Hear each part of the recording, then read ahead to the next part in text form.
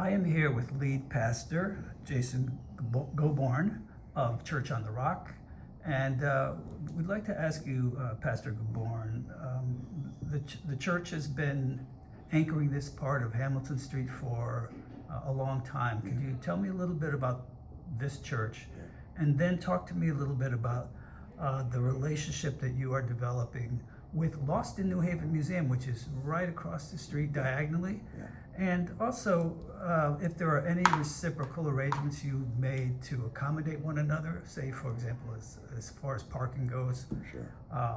And what do you think the long-term impact of Lost in New Haven is going to have on the street, on the neighborhood, and on the city? Yeah, so we are Church on the Rock, New Haven, located here at 95 Hamilton Street. We've been here since 2000. We are a large, non-denominational church. We are multi-racial, we are multi-ethnic, we are multi-generational.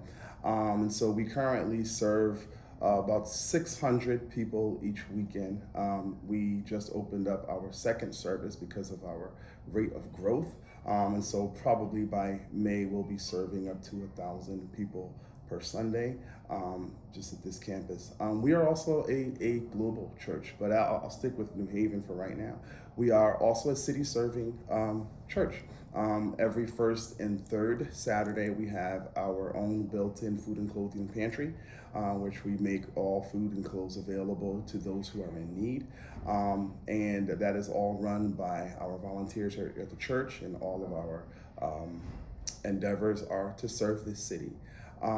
We have a number of youth serving organizations and ministries here at the church. We serve young people all the way from 0 years old all the way up to young adults, and of course all the way up to our seniors. Another one of our outreach initiatives that we have is our mentoring initiative, which takes place at the Mill River community right down the street, which we partner with Bridges of Hope and other churches where we are engaging the young people of the city. It was a pleasure for us to meet our neighbors Lost in New Haven.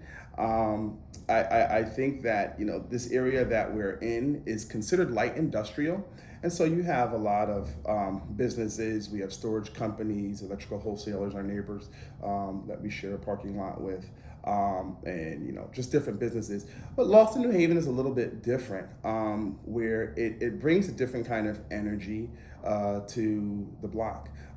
This is, an opportunity for people to learn about the history of New Haven. Typically, when you think about New Haven, you think Yale or pizza. But there's more to New Haven than Yale and pizza, so much more. And so it's really, I think it's really cool that people have an opportunity to learn more about the history in such a neat and cool and well done way. And so we welcome our neighbors, Lost in New Haven. I had a great opportunity to speak with Robert and meet him. And we have had arrangements, because one of the things, as wonderful as it is to be here on Hamilton Street for as long as we have, and to have an impact on the city of New Haven, our parking has always been a challenge. Like I said before, right now we're serving upwards of 600 people. That's going to grow to about 1,000, we expect, by May.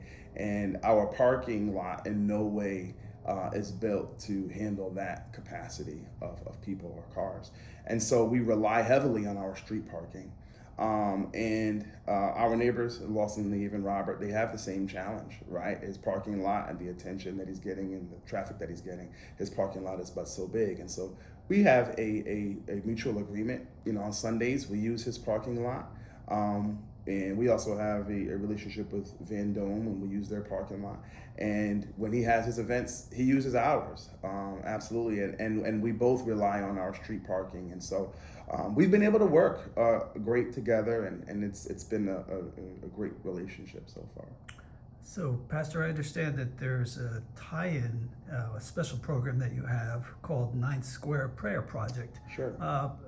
Interestingly, and not coincidentally, that your church, Lost in New Haven, is a neighbor with Lost in New Haven. Church on the Rock. Church on the Rock is, with Lost in New Haven. And the 9th Square Prayer Project brings a lot of history into this program. Can you briefly tell me about that? Absolutely. It's great. You know, I was looking up a couple of articles and how we formed the Nine Square Prayer Project. It's actually based off of the original vision of the city of New Haven. Founders designed the town itself with its 9 squares. And I don't know if a lot of people know this, but this is one of the first actual pre-planned cities in the nation, which is where the 9 squares come from. But the founders designed the town itself with its 9 squares to reflect the plan of the encampment of the Israelites in the wilderness, the Temple of Solomon, and the New Jerusalem as described by John in the book of Revelation. And the idea was whenever they are going through various challenges or difficulties or divisions, they can think about how the city was structured and remember that there is a God that loves them and a God that can direct them and lead them in difficult times. And that was the original plan, that we would live godly lives according to the scriptures. And so as a church, we locked into that original vision. And what we said is we just want to agree with the original vision for the city of New Haven, where today there's so much chaos and turmoil and even violence. And we want to agree with God that he would heal our city, that he would heal our land based off of the historical context, and see change that we feel only God and his people can bring. So we pray for our mayor, we pray for our neighbors, we pray for overall the challenges that people are going through. We're feeding the homeless at the same time, simultaneously, and just going about, agreeing with the vision.